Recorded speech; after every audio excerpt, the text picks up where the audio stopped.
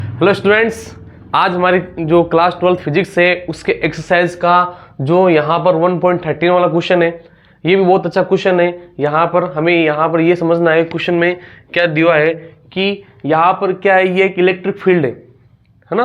तो इस electric field के अंदर यहाँ पर हमारे पास में तीन चार्जेस जो हैं वो यहाँ पर तीन चार्जेस को छोड़ा गया है।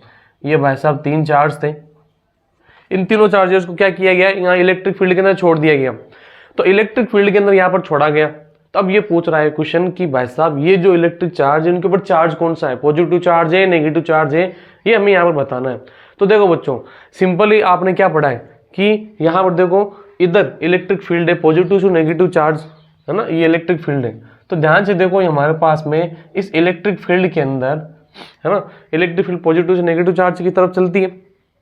और ये जो चार्ज है, इस चार्ज का रिफ्लेक्शन देखो, इस जैसे इलेक्ट्रिक फील्ड के अंदर घुसा ये उधर की ओर झुकने लग गया, ठीक है, उधर की ओर, किधर, आगे की तरफ। जैसे मतलब इसको फेंका, फेंकने पर क्या हुआ, इसको हमने जैसे ही फेंका तो यहाँ पर ये इसकी तरफ प्लस की तरफ जा रहा है। मतलब क्या है ये, यहाँ पर जो ये जो चार्ज है, ये वाला 1 वाला जो चार्ज Q1 है, वो यहाँ पर अगर प्लस की तरफ जा रहा है तो ऑब्वियसली वो क्या हो सकता है, नेगेटिव चार्ज हो सकता है, क्योंकि यहाँ पर आकर्षण किसके बीच में होता है, ठीक है, यहाँ पर असमान आवेश के बीच में आकर्षण होता है, समान आवेश के बीच में क्या होता है, प्रतिकर्षण होता है।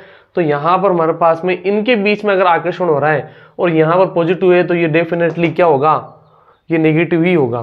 तो हमारे पास इसके अंदर ये कौन सा चार्ज हो जाएगा, ये यहाँ पर नेगेटिव चार्ज हो जाएगा। क्लियर चीज, इस प्रकार से। अब सेकेंड वाला अगर ये पॉजिटिव चार्ज इसकी तरफ जा रहा है तो ये भी हमारे पास में कौन सा हो जाएगा, हमें ध्यान रखना है, जो Q2 चार्ज है वो भी यहाँ पर नेगेटिव चार्ज हो जाएगा।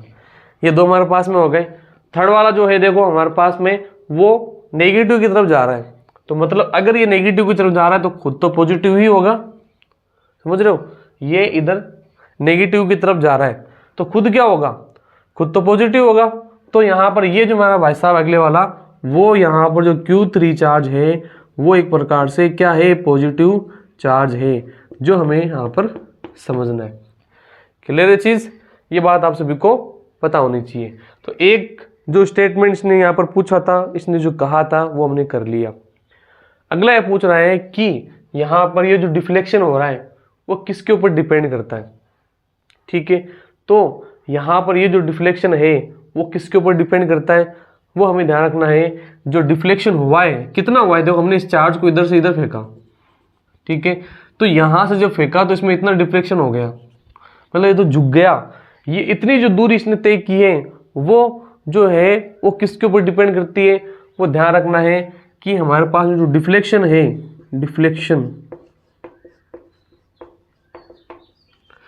वो डिपेंड करता है Q अपॉन मास के ऊपर। मतलब चार्ज और यहाँ पर जो आवेश है ना, किसके ऊपर आवेश, या तो पॉजिटिव या नेगेटिव। पॉजिटिव मतलब प्रोटॉन ऐसे हो सकता है, नेगेटिव यानी इलेक्ट्रॉन, है ना, उसका और उसके मास का जो रेशियो होता है उसके ऊपर उसका डिफ्लेक्शन डिपेंड करता है। ये बात आपको क्या करनी है, ध्यान रखनी है। इस प्रकार से में ये हमारा सवाल क्लियर होता है।